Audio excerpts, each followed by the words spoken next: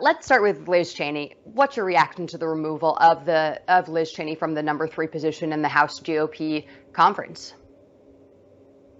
Well, it is further evidence that the current Republican Party has lost its way.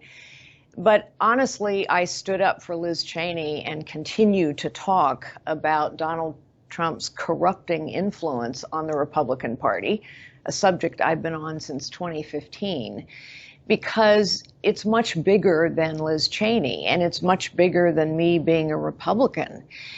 Our democracy cannot function if you have a president claiming that the only way he can lose is if the election is rigged. That's what President Trump said over and over and over again in 2020.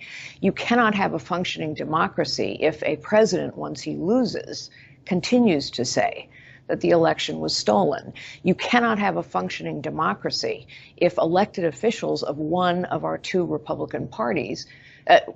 political parties goes along with that lie. The election was stolen. We must have, in order to have a functioning democracy, we must have both political parties accept the legitimacy of elections, especially when those elections have been described as free and fair and legitimate by observers on both sides.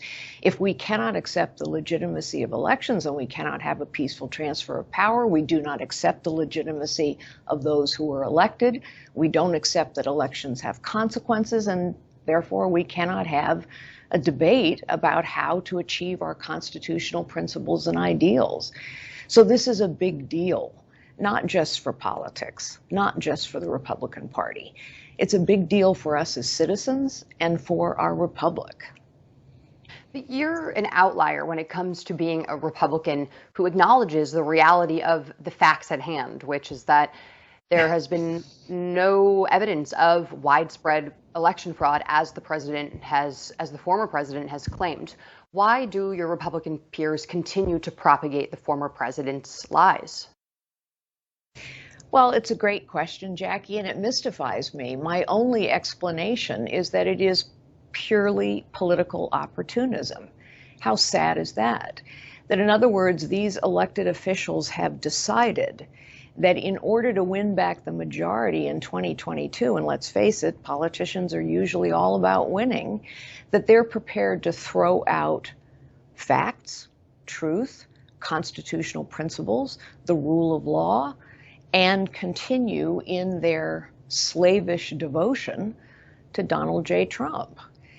I can come up with no other explanation, but it is a very sad commentary. And for those who might say, oh, I don't care about politics, or even those who are cheering the demise of the Republican Party, I would just go back to what I said at the top. This is about far more than the Republican Party. This actually is about our republic.